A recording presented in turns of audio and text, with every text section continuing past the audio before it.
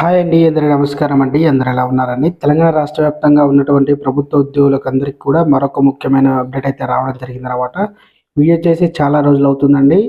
ఇక కొన్ని అనివార్య కారణాల వల్ల చేయడం జరగలేదండి. ఈరోజు నుండి ప్రతిరోజు కూడా ఇదే సమయానికి ప్రతి వీడియోకి ఏదైనా అప్డేట్ వచ్చినా కూడా మీకు తెలియజేయడం జరుగుతుందండి.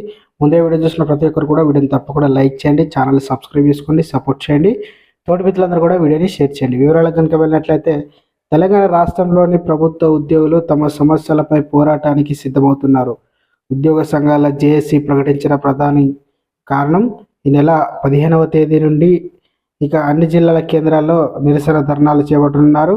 అయితే దీంతో ఎక్కడికక్కడే పనులు ఆగిపోయినున్నాయి. అంతేకాకుండా జూన్ 9వ తేదీన హైదరాబాద్ నగరంలో దాదాపు 50,000 మంది ఉద్యోగులతో ఒక భారీ మహాధర్నా నిర్వహించాలని సన్నాహాలు చేస్తున్నారు. గత 16 నెలల్లో తమ సమస్యలు ప్రభుత్వం దృష్టికి తీసుకెళ్లినా ఎలాంటి స్పందన లేకపోవడంతో ఉద్యోగులు తీవ్ర ఆగ్రహం వ్యక్తం అవుతున్నారు. ఉద్యోగుల పెన్షన్లు, ఇతర ప్రభుత్వ ఉద్యోగులు ఇకపై వేచి చూసే ఓపిక లేదని తేల్చి చెబుతున్నారు.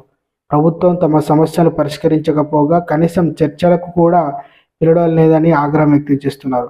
ప్రభుత్వం వెంటనే పరిష్కరించాల్సిన అనేక ముఖ్యమైన డిమాండ్లు ఉద్యోగుల ముందుకు తెచ్చారు.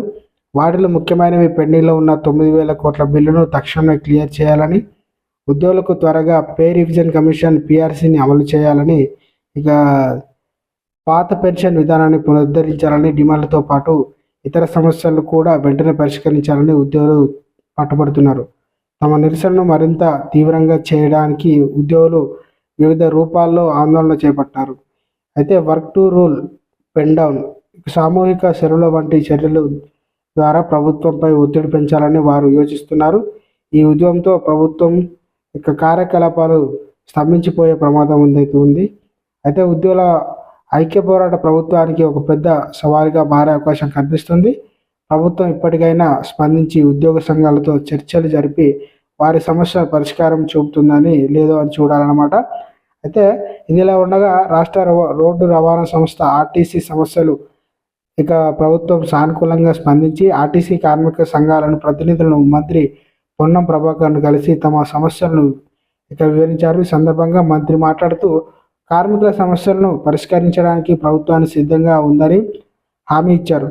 ముఖ్యమంత్రితో పాటు తాను కూడా కార్మికులను సమస్యలను వినడానికి ఎల్లప్పుడూ సిద్ధంగా ఉంటానని ఆయన స్పష్టం చేయడం జరిగిందనమాట. సో ఫ్రెండ్స్, ఇది ఈరోజు అద్భుతమైన అప్డేట్ అండి ఉద్యోగులకు మరియు పెన్షనర్లకు, ఇది కార్మికులకు కూడా. సో ఫ్రెండ్స్, ఈ వీడియో నచ్చితే లైక్ చేయండి, ఛానల్ సబ్స్క్రైబ్ చేసుకొని సపోర్ట్ చేయండి.